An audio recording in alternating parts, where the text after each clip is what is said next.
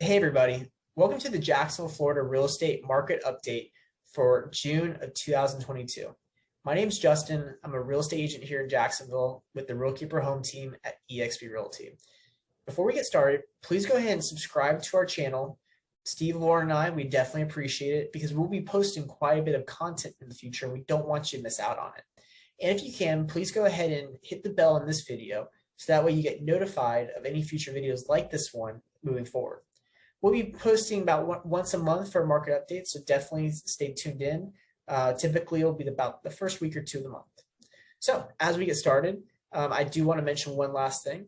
As we go through this, we want to make sure you know that we're here to help you, whether if you're here locally in Jacksonville watching this video, or if you're somewhere else throughout the country or in a different country.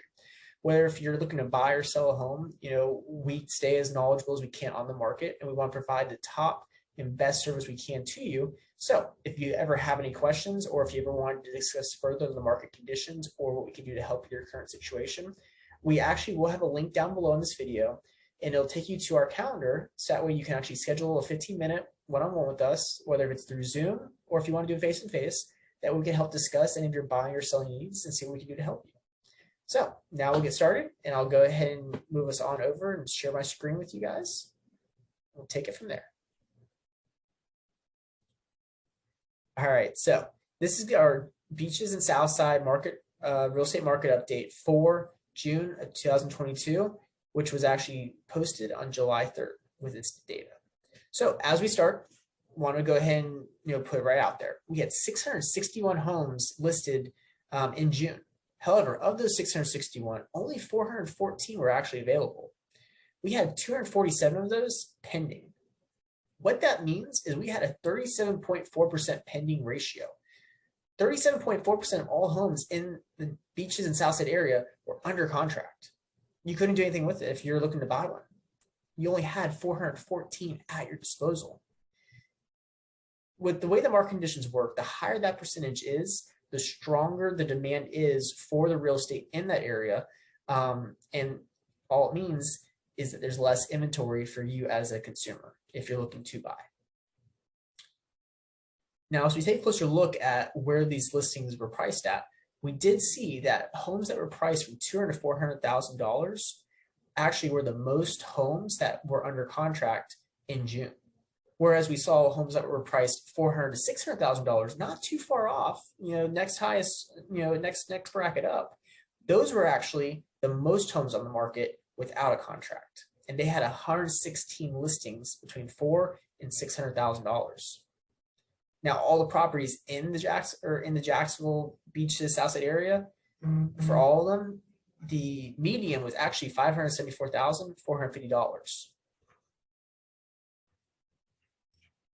Now, as we look at this graph, you'll notice that there's two lines. There's a contracts pending line in green, and there's a properties for sale line in black. For quite a while, throughout the last year or so, we've actually noticed that contracts pending were actually superseding properties for sale. So as we look at the graph here, you actually will notice that the properties for sale now exceeds the contracts pending. What that means is that for you as a buyer, you have more homes at your disposal to be able to look at and potentially put an offer on if it's the right fit. And you'll notice that the homes that are priced in that 400,000 price point to 600,000 were typically the ones that had the most homes for sale and the least amount of contracts in relation to the homes for sale. Now, as we continue to move forward, you'll notice here that there were actually 158 listings that failed to sell in this period of time. And this period of time is actually the last 6 months. So in this last 6 months, you did see that almost 1,400 homes sold, and that they actually sold for median price point of $439,000. However, 158 did not sell. So you may ask, why didn't they sell? Typically, when a home doesn't sell, it may fail due to a couple different reasons. They may be priced too high. They may have been inadequately marketed. The property may have been in poor condition, or perhaps the owners had second thoughts about selling it at that particular time. And what's interesting is you'll see that homes from $400,000 to $600,000, that price range had the most homes that failed to sell and came off the market, which is comparable how here in June, we actually had the most homes available were also in $400,000 to $600,000. Again, part of that is this area. That's kind of the standard price point now. But at the same time, it does mean that some of those that were priced at that point may have, for different reasons, not sold. So as we keep moving right along, now you notice here we have our median days on market graph. Median days on market, what that is referencing is at each different price point, how long is that home taking to sell? What we did find is that in the last 6 months, the median price point was $439,000. In that price house, the median days on market was 14 days on the market. Notice that the properties from $400,000 to $600,000 actually sold the quickest over the last 6 months.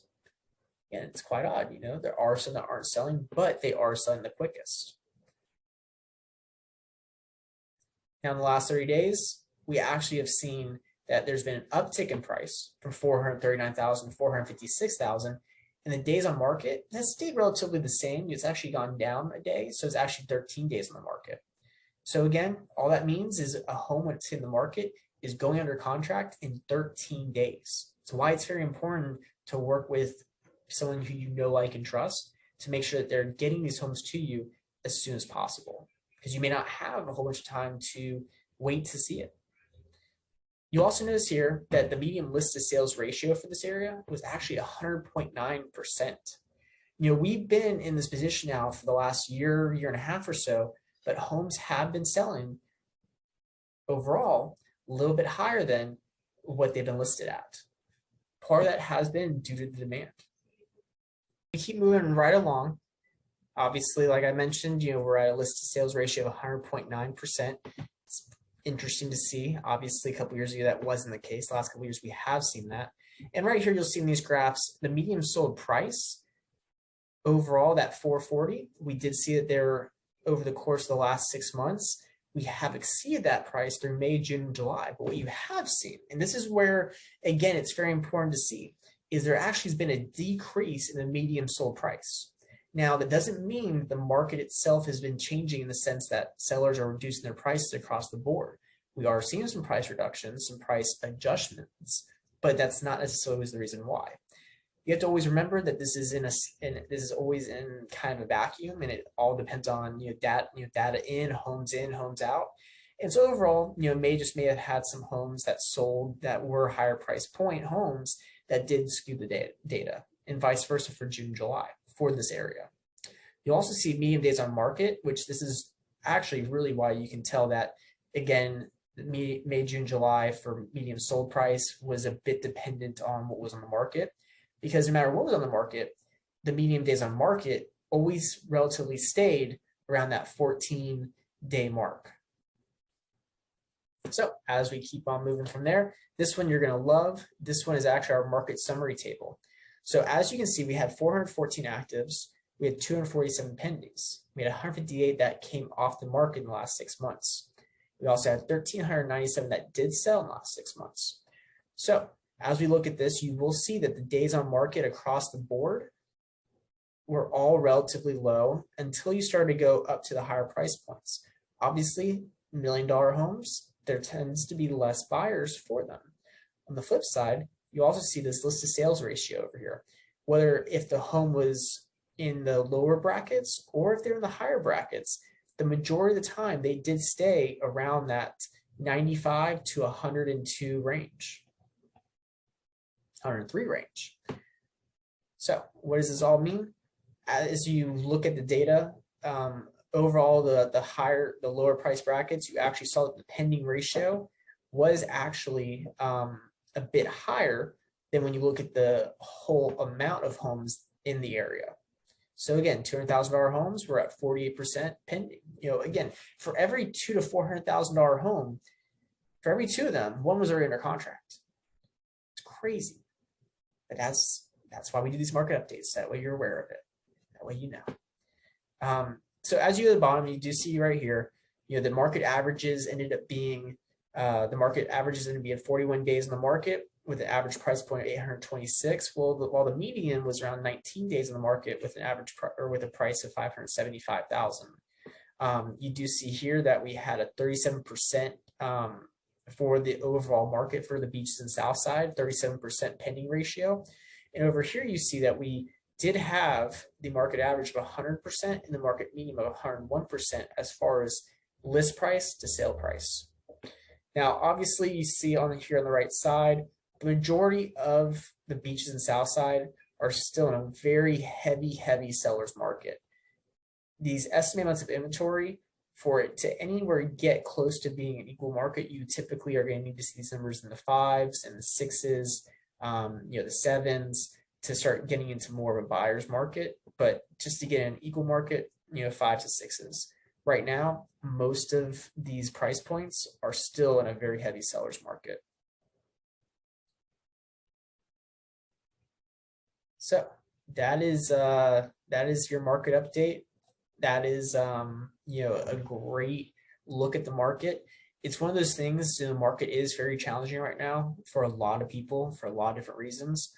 Sellers are still wanting to get the most they can for their home, which is obviously never a bad thing. Sellers should always want to get the most they can.